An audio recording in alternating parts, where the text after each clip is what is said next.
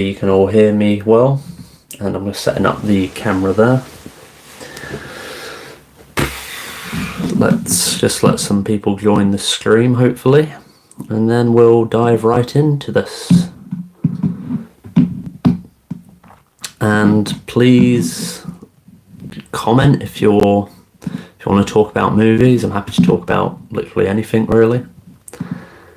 Movie related, that is. But yeah, we're just going to wait for a couple of people to join the stream. And I'll just make sure it's working properly. Okay, it appears to be. So, welcome to this week's stream.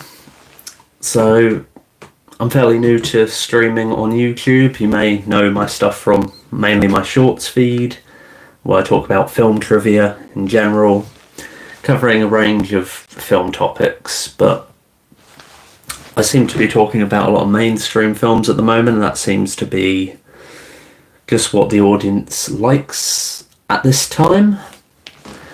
I'm just going to quickly check the audio, so I'm just going to put the video on and see if...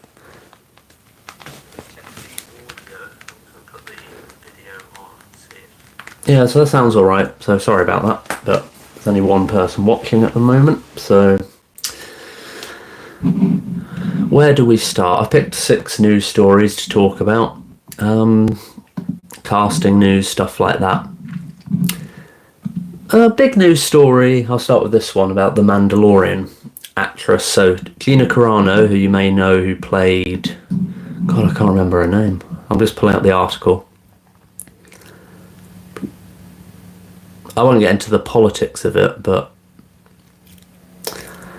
she was fired from Lucasfilm for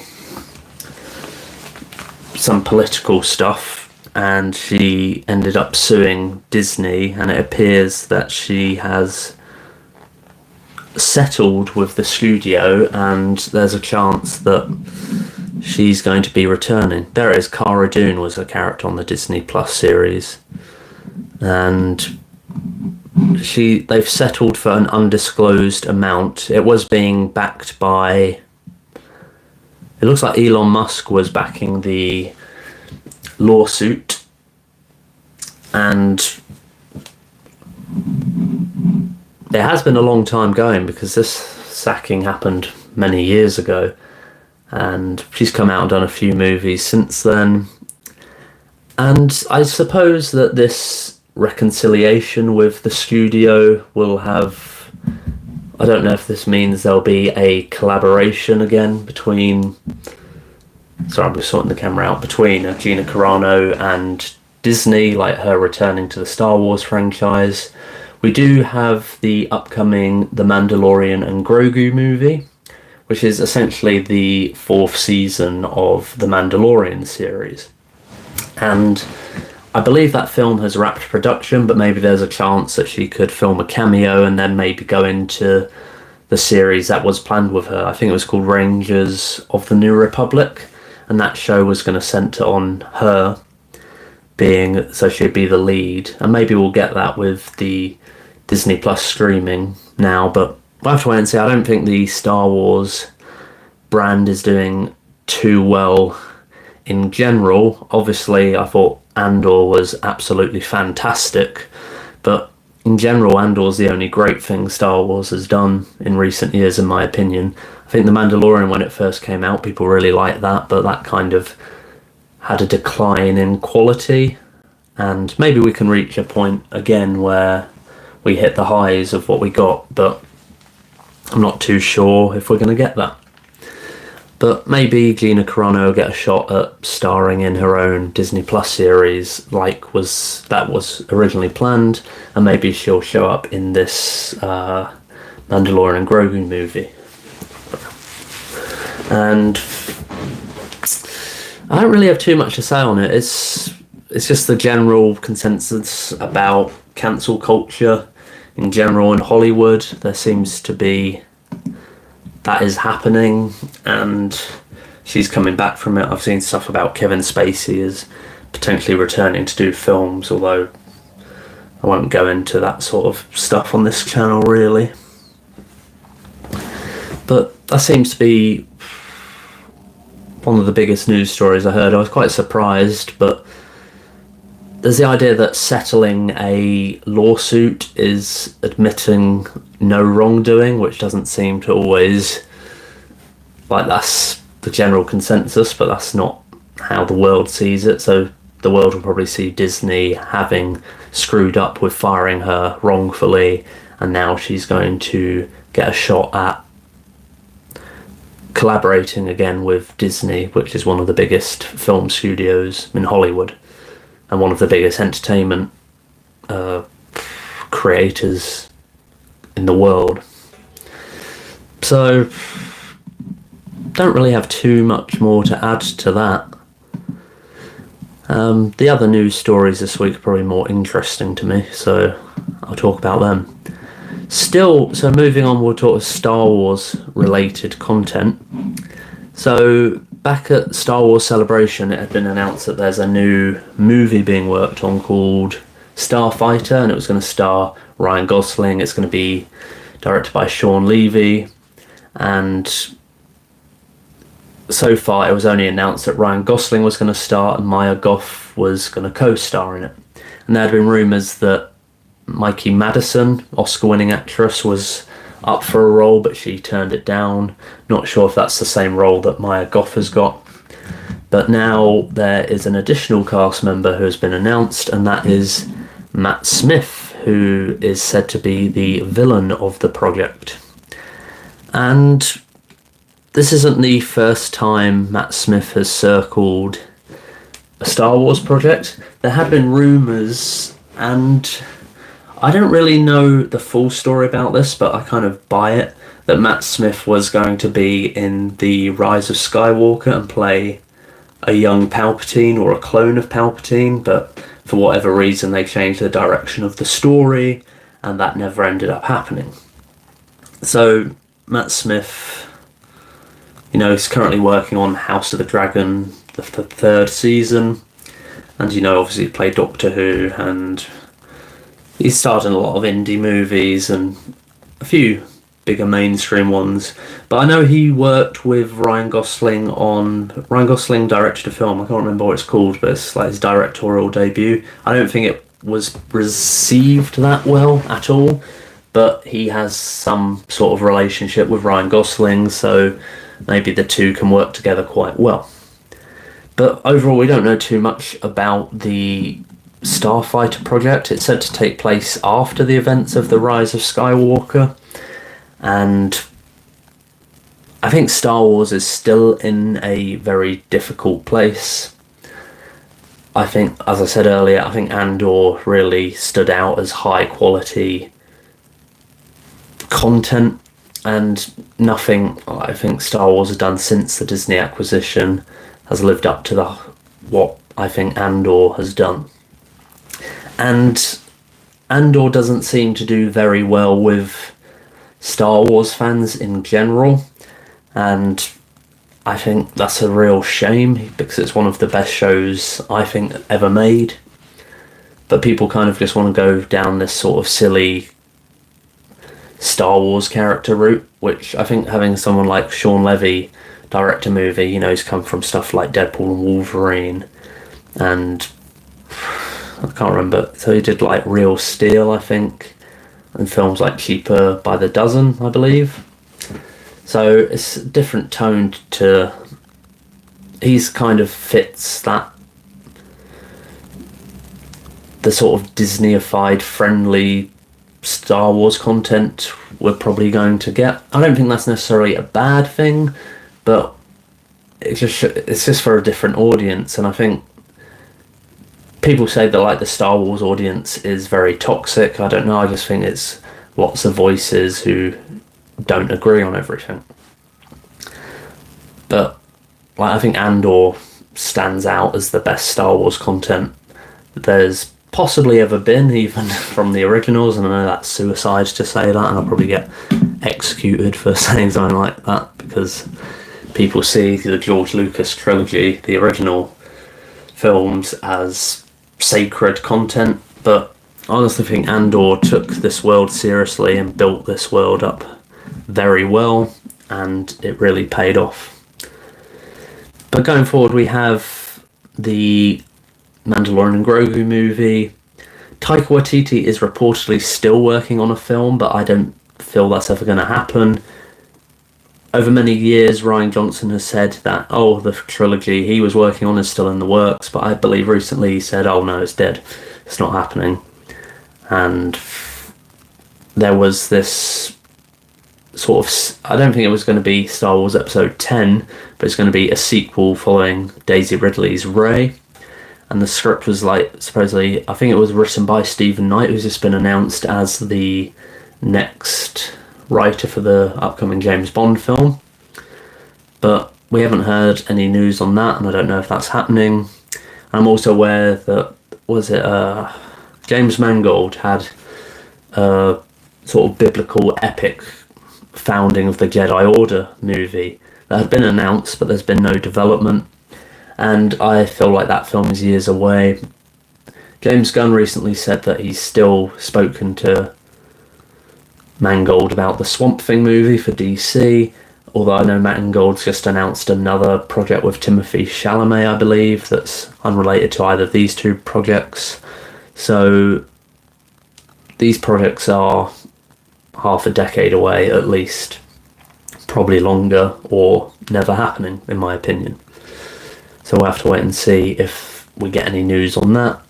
But Starfighter is probably going to be the next, after I think Mandalorian and Grogu comes out in May next year. We haven't seen too much stuff. We saw like a leaked trailer and some concept art, but after that Starfighter comes out in 2027. But other than that, there's no other Star Wars films that are likely to be coming out anytime soon. And I know Bob Iger, the CEO of Disney, says he kind of feels they rushed too much Star Wars content, and I think most people agree with that, most definitely.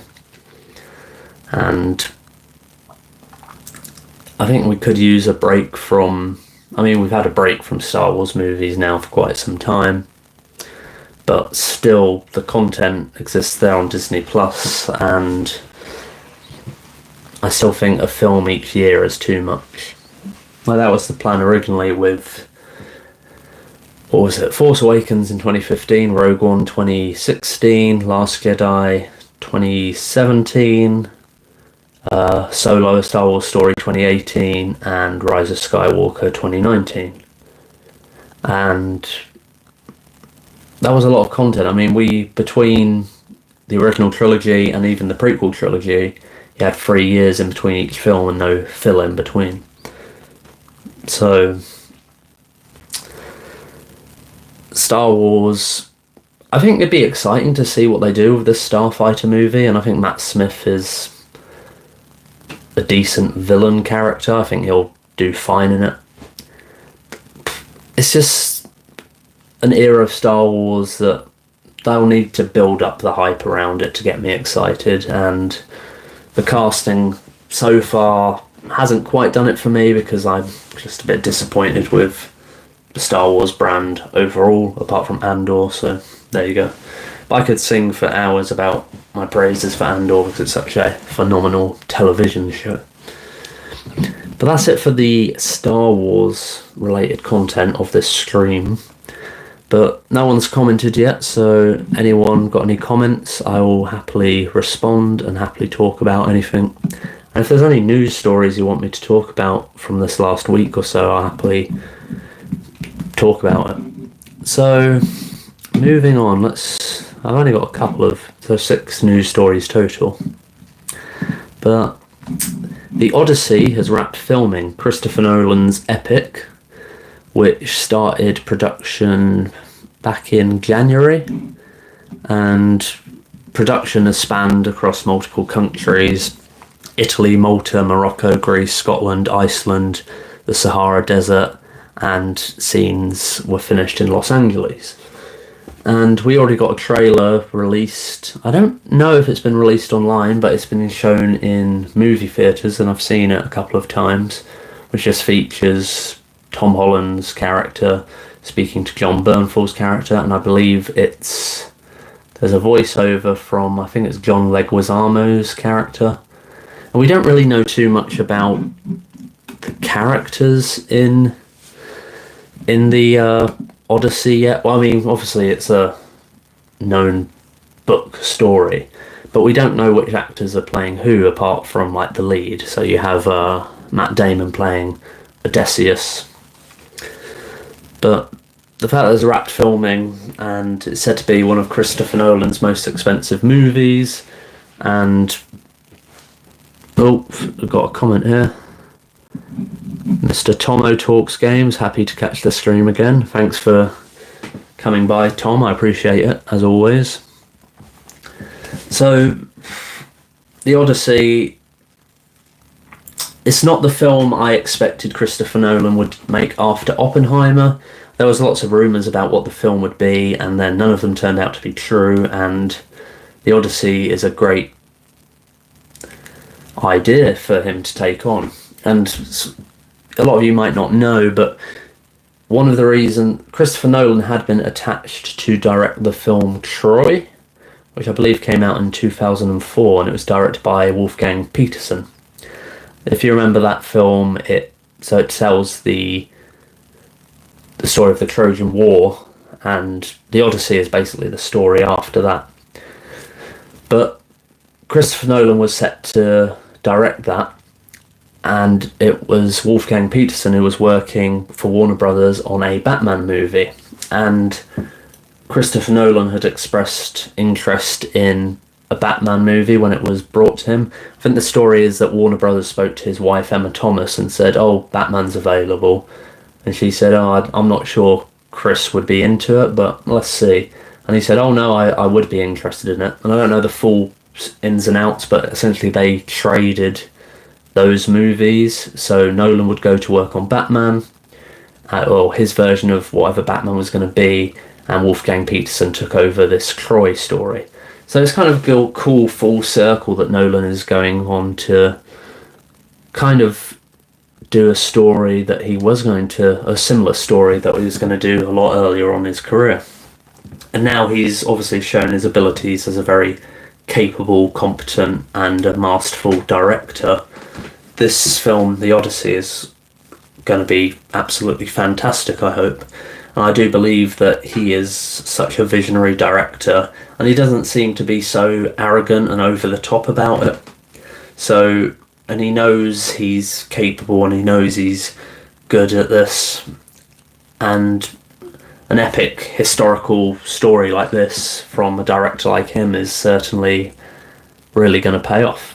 And as I mentioned, he did have the chance to tackle something similar with Troy back in 2004, but maybe he's been sitting on this idea to do the Odyssey since then. And obviously he's written a screenplay and he's shooting it with such a fantastic cast and shooting it on location around the world, which I always appreciate, and Nolan does seem to be such an advocate of shooting stuff in camera. I mean, people say he doesn't use CGI, but he does, but he wants to capture as much in camera as possible.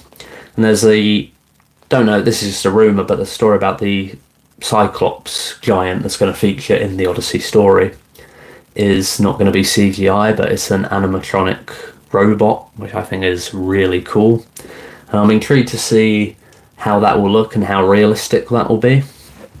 And just the praise you've heard from the actors who work with him on this, and I think Tom Holland has said this is something on a scale he'll never work on again. You know, he stars in like the Avengers movies and Spider-Man, but The Odyssey looks to be Christopher Nolan's most expensive movie of all time.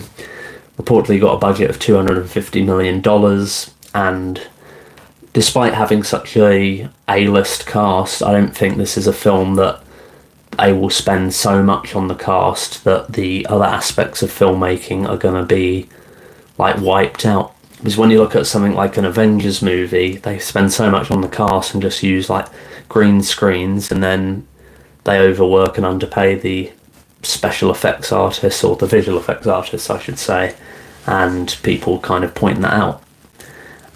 And that's a shame, really. So I'll just say, on a bit of a tangent, I've seen like some behind the scenes stuff of the upcoming Spider-Man movie, which they're shooting stuff in camera real web swinging, real explosions on the street in Glasgow. And I think that's what filmmaking needs. I don't think we need these CGI elements like thrown into the mix so much that it just takes away from.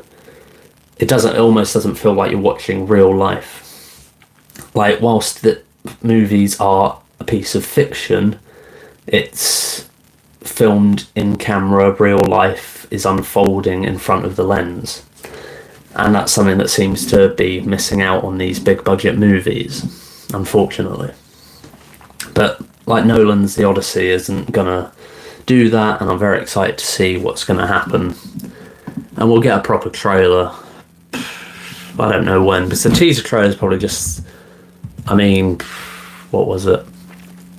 There's probably about 5 scenes in the trailer, shot like from shots. So there's probably only like a week or so of filming, and the fact that this shoot is still, well, it's just wrapped production, as I've said. I'm just going to have a quick look at the cast again, but it's wrapped production. And another thing it's worth pointing out, so it's another kind of diss at the Marvel movies, but they're still like running production like 2-3 months before the film's released.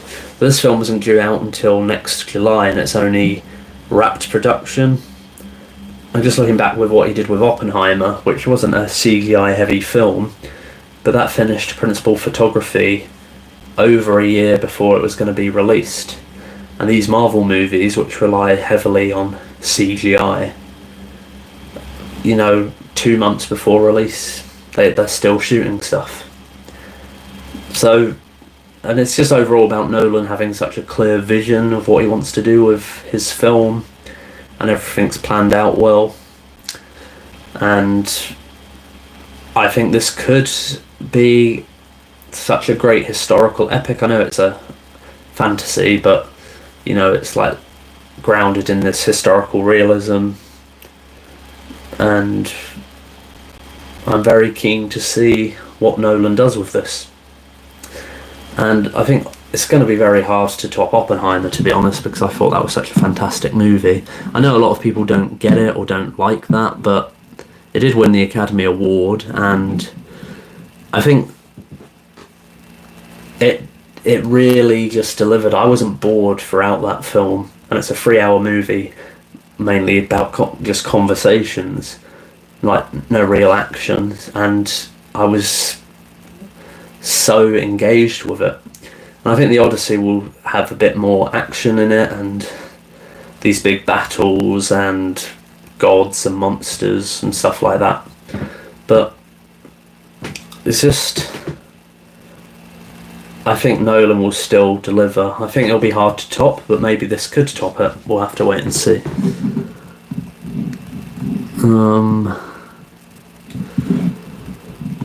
Yeah, the cast, I'll just name a few of them. Matt Damon as Odysseus, Tom Holland as, the character is, so it's Odysseus' son, Telemachus, and then you've got people like Benny Safdie, John Bernthal, Anne Hathaway, Charlize Theron, Robert Pattinson, Maya Goth, Zendaya, Logan Marshall Green, John Leguizamo, Elliot Page, Ryan Hurst, Samantha Morton, Lupita Nyong'o, Josh Stewart, Corey Hawkins, Himesh Patel.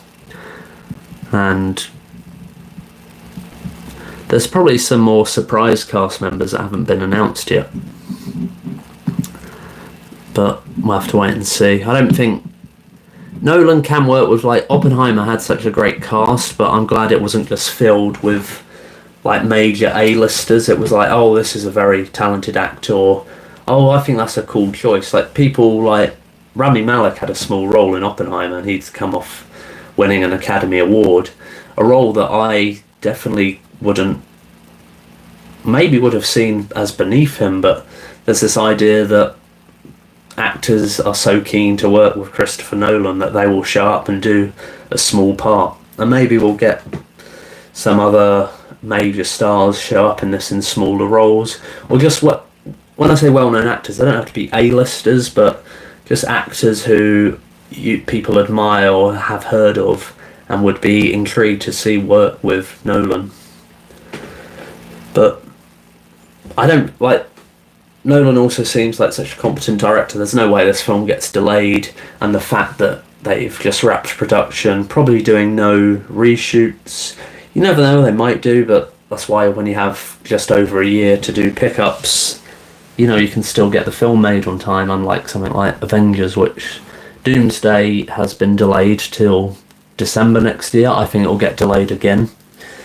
But that, and apparently they still don't have a script yet, so what are they doing? Like, why bother? Like, I don't get the point of it, to be honest, but I'm excited to see how Nolan's The Odyssey pans out.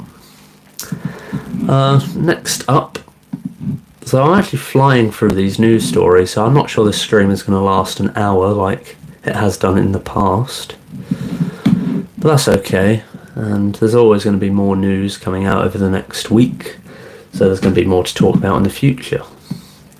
And you know, I'm happy if anyone knows any film news that's just breaking right now. I'll happily talk about it if I can throw in my 2 cents about the news.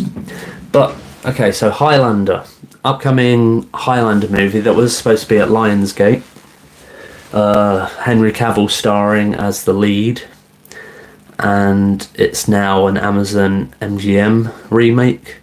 Apparently the budget was too much for Lionsgate. From what I read online, these aren't everything you read online you can't believe until someone official from the studio or like someone who worked on the project actually gives out this information. You can't really take any of this seriously. But apparently Lionsgate wanted to do the movie for around $100 million, and Chad Stahelski, the director, who's best known, he was actually a stunt performer, and I believe he was the stunt double for Keanu Reeves in The Matrix, and he went on to he directed the John Wick movies. And Chad Stahelski is the one directing this film and is collaborating with Henry Cavill on this.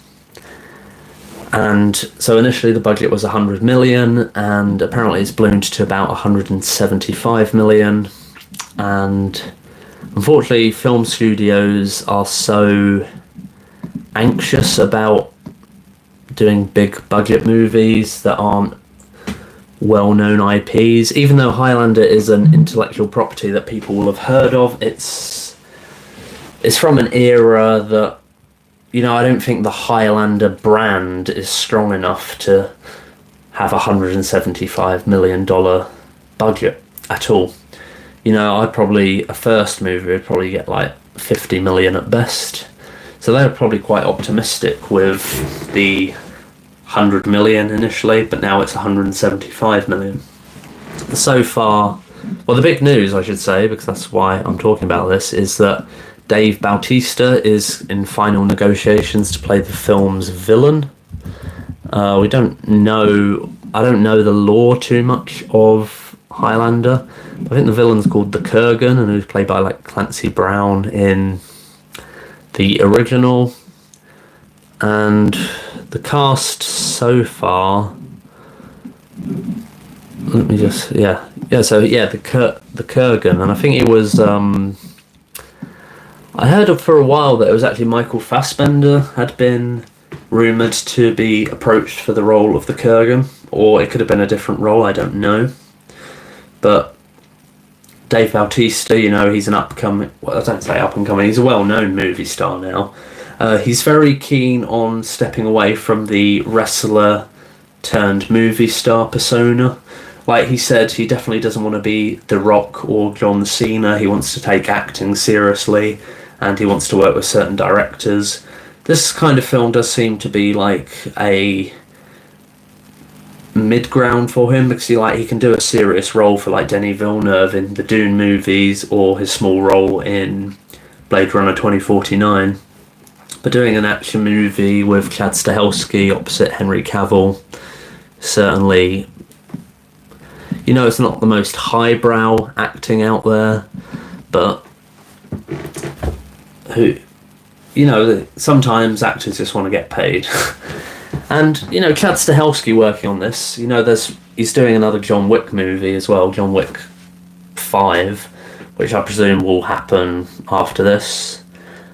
But this Henry Cavill Highlander movie has been talked about for many years, and the casting underway does show that it's probably going to go into production soon. I think the plan was to actually start production, I think it was going to be like round now, but they're still like making final deals with actors, so it could shoot as early as September, so next month, and probably shoot for a couple of months, 3 to 4 months maybe. And it doesn't actually have a release date, I don't think. I think it's 2020. Yeah, it doesn't have a release date. It could make a 2026 release date, if I'm honest. But we'll have to wait and see. They could get the film out quite quickly, but I know Henry Cavill has a lot of other projects in development at the moment, and something may take over. But yeah, and they've also announced, this is quite old news, but Russell Crowe is playing the character Ramirez, who I believe is... Sean Connery played it. Actually, did he? I don't know. I can't really remember. No, he played Juan Carlos or something. I don't know. Let's have a quick look. I'm just going to see if it is the same character. It could be. No, it doesn't. So the character Ramirez is a new character, but I think I'm not sure. But Henry Cavill's playing McLeod.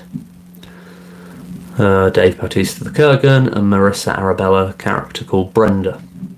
And no other cast members have been announced for this project as of yet. Wait, Ryan J. Condal. Oh, that's interesting. This is being written by Ryan Condal, who worked on House of the Dragon. That's quite cool. But as I said, with Henry Cavill, he seems to be... Amazon is his go-to studio, and I did a video a while back about like Henry Cavill's like star power seemingly faded. I think that's really annoying, because I think he is a charismatic lead, and I think just having the failed projects he's worked on over the last few years, not that he's made the wrong decisions, I think he had some clashes on The Witcher and he left that, and then there was stuff about him walking away from The Witcher because of the commitments to doing Superman again, and then that Superman stuff was never going to happen, and James Gunn recently revealed that Henry Cavill announced his return to Superman through the head of Warner Brothers, even though that wasn't what James Gunn's deal was. I think James Gunn has pointed at The Rock trying to like strong-arm DC in getting Henry Cavill to return. But he's got a few up-and-coming projects. Voltron is another Amazon project he's got, Henry Cavill, and Highlander. And then he's Enola Holmes 3 for the Netflix. And Broadsword, he's rumoured it's a Christopher McQuarrie movie, and with Tom Cruise and Henry Cavill, so a collaboration again from Mission Impossible Fallout. Although I did see Christopher McQuarrie was asked about it, and he said, I don't believe the rumours, but I think this is sort of collaboration again we could get to see. And overall, I think one of the biggest disappointments in Henry Cavill's career over the last few years is seeing him not play a villain again. I think he played the character of August Walker in Mission Impossible Fallout so well. And I know he's got this like leading man, this classic Hollywood star quality look to him. And obviously people want him for James Bond, but I feel like he's now aged out of the role, to be honest, especially with what they're doing with the reboot of the James Bond franchise. But I think he might be more suited playing some villainous roles in the future. And if Highlander doesn't perform as well, him being the leading man, I really think he should consider like playing, and he's British, he's from Jersey, so playing the villain in movies, and I think that could work out really well for him. But that's it for the Highlander stuff. We're moving back to DC stuff now. I'd mentioned James Gunn recently, but the Batman Part 2 is reportedly now in pre-production. So Matt Reeves had been working on the script for quite some time and only handed it in to James Gunn quite recently. But it appears, this hasn't been confirmed by James Gunn as of yet, but I did see there was a rumour that they're saying that Robin is going to appear in the Batman Part 2, and James Gunn has shot that down on Twitter earlier today. I think in the last couple of hours. So the fact that he's not shot down this other news makes me believe it's true. And I think the Batman Part 2 was always going to happen because it has... The Batman Part 1 did... I know it was a post-COVID movie, and it probably didn't perform as well as Warner Brothers would have liked, considering it's the Batman IP. I think it ended around 800 million internationally. They are probably expecting $1 billion movie. But that's still a lot of money, and it's outperformed like the last few Marvel movies. I know it's a bit older, so there's some inflation stuff to take into account. But when you look at Captain America, Brave New World, and Thunderbolts doing around 400 million each, the Batman did double that. And I'm sure the Batman Part 2 can match what it did, or maybe exceed it if there's more appetite for people returning to the movies. And Superman, I believe, is currently sitting at around 600 million worldwide. And these Elseworld movies, Gunn has like this slate of DC films coming out, but this is going to be an Elseworlds film and not in the canon of the DC universe going forward. But had things happened a lot differently with the DC universe, like had James Gunn not come on board, or had... Well, I think this Matt Reeves universe is going to remain separate. Never say never, but I feel like that's the most likely case going forward. I don't think Robert Pattinson's Batman is going to show up in the DC universe at all, even though they seem to be leaning into this multiverse stuff with Peacemaker and some of the stuff we saw in Superman. But it's in pre-production, set to shoot in spring, and there was speculation that the movie might be cancelled because there was a rumour that Matt Reeves wasn't well or had a family member who was quite ill. And the fact that he hasn't worked on anything since the Batman Part 1, which released in 2022, I believe, or 2021, I can't remember, but initially started shooting in 2020. So it's been quite a long time since he's worked on anything. And there was a story about if this wasn't going to be made or go into production this year, that he was going to walk away and work on something else. And there was a chance that the script would still be written by him, but another director would take over. But it appears that Matt Reeves is going to be directing the Batman Part 2. And as long as it performs well, I think they'll kind of really push for the Batman Part 3 very quickly. And for anything, they probably want to only have one Batman in films. And if they want to introduce Batman in the DC universe with James Gunn, they'll probably want to wrap up the Robert Pattinson Batman stuff.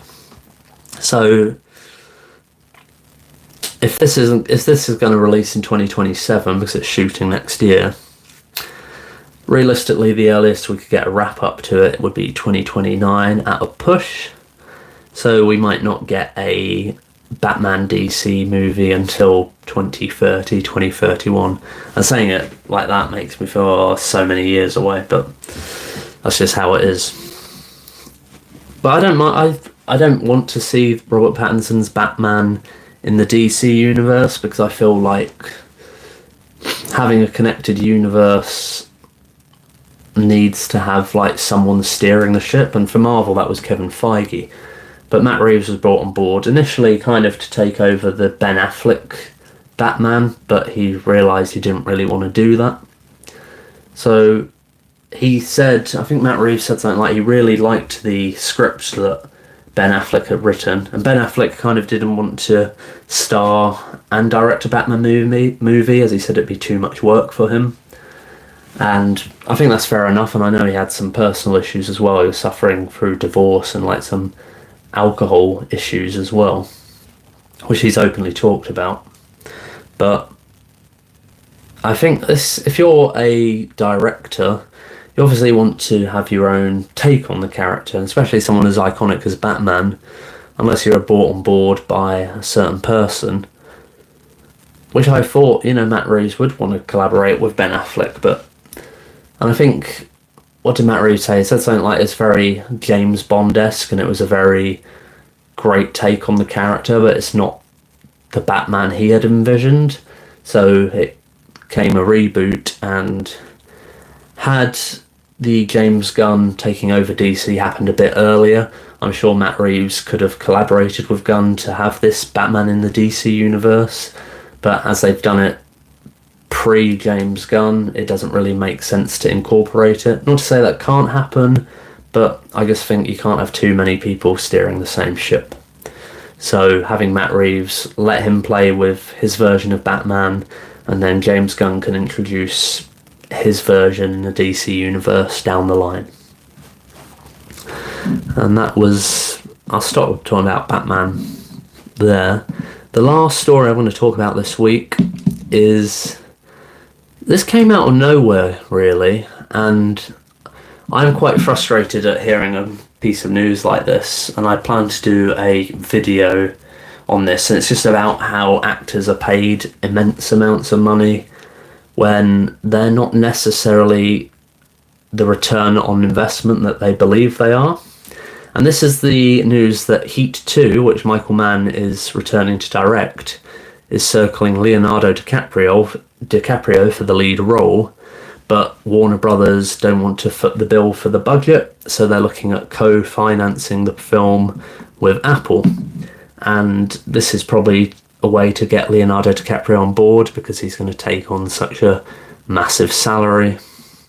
So I've got this article here. Puck News, it says, this is from the playlist, but it's a report from Puck News, goes over behind the scenes issues with Warner Brothers bulking at the original $200 million budget, but whittled that down to $170 million and still needs to get it down further. Meanwhile, adding that DiCaprio is said to be interested after having early conversations for an undisclosed role. Now, DiCaprio is an actor that he's a major movie star, but his films aren't the box office draws they once were, and it seems he's like riding the coattails of Titanic being a $2 billion movie throughout his whole career. Other than, from my understanding, I might be wrong, so sorry about this, but this will be more well researched in my video if I talk about this in more detail. But DiCaprio, Titanic's the only film he's done that's done over $1 billion, and I think most of his films don't do that well. And it's weird that an actor who is so well renowned and so high paid can demand such high salaries when they're clearly not a return on investment.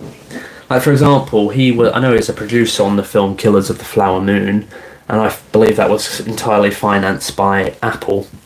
But he gets to walk away with a $50 million paycheck, so 25% of the film's entire budget, and the film doesn't even break even. So if you're an investor, you've lost money, while someone else an individual walks away with $50 million. To me, that just says, you're not a bankable star, you're not a box office draw, why are you worth $50 million? Clearly you're not. If the film did $1 billion, and his films constantly did it, then yeah, maybe $50 million would be worth it. And I think I've mentioned this before on my channel, and someone was like, oh well, Martin Scorsese should be able to make the film he wants to make. That's true, but these collaborations with DiCaprio just seem to be so expensive, and this is the movie business at the end of the day. It's not a charity, and the film has to make money. So it's just disappointing that a studio would.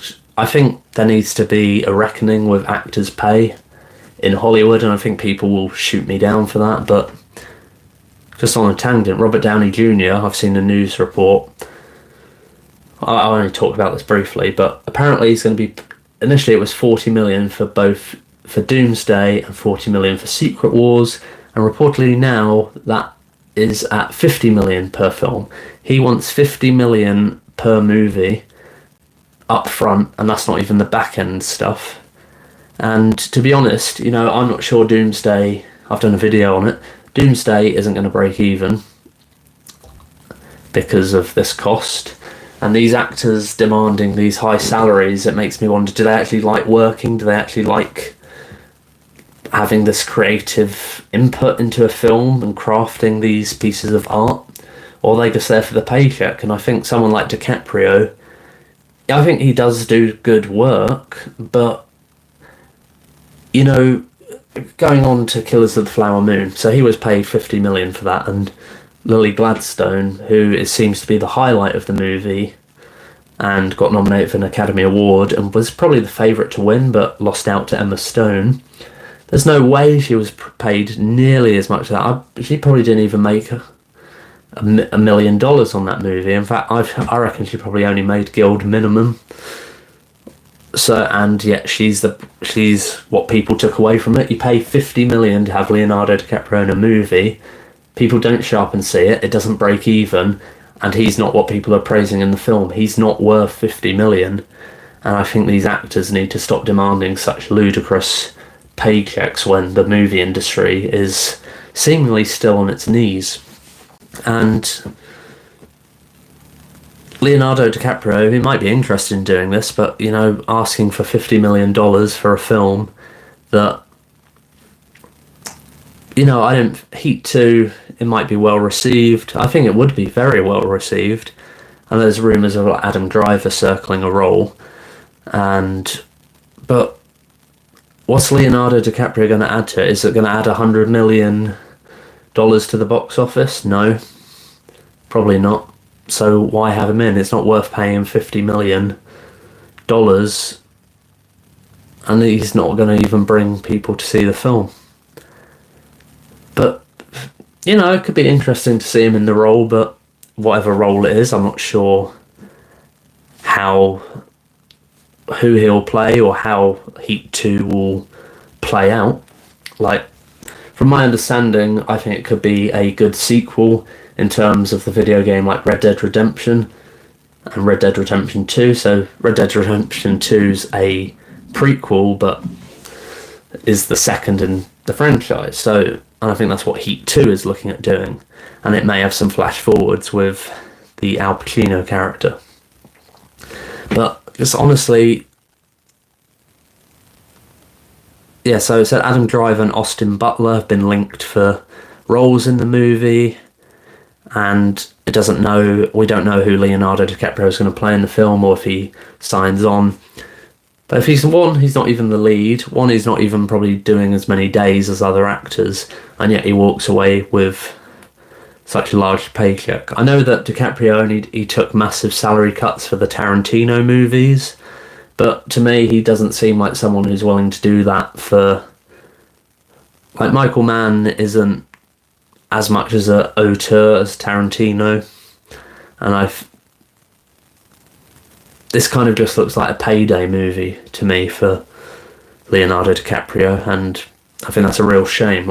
He could do them, just take 5 million or something, and the film will be profitable. I think it's really bad that this would get the budget would blow up because of him, and then the movie's not going to make any profit because of that. I think that's a real shame. That's kind of a weird rant I did, so sorry about that, but I do think it's true. I think he's an overrated and overhyped actor, because there's great actors out there who don't get paid what he makes, and to me it just seems like he doesn't actually enjoy the work. He's just in it for the payday. Same with Robert Downey Jr. in a way. He did Oppenheimer, and he's kind of But since Iron Man, he's only done a handful of roles that aren't Iron Man, and he's only chasing these big budget movies, or these big paydays, and I think that's what DiCaprio does. I'll probably wrap up the video here. Don't have too much else to say, but I will look at maybe doing another stream next week. I am not available next weekend, so I may end up doing a stream on Friday night maybe, or it might have to wait till the following week. But I'm sure to put out, I've got shorts coming out every other day throughout August, so please check them out. And I'm going to try and get some other traditional content on my channel, so I'd appreciate if you could go check that out when it's released and just check out some of my old videos on my catalogue. So that's it for this week's live stream. Appreciate you tuning in, and please go look through my channel and check out some of the content, and let me know your thoughts on movies, about anything. I'll talk to you about anything to do with film. So that's it for this video. Thanks.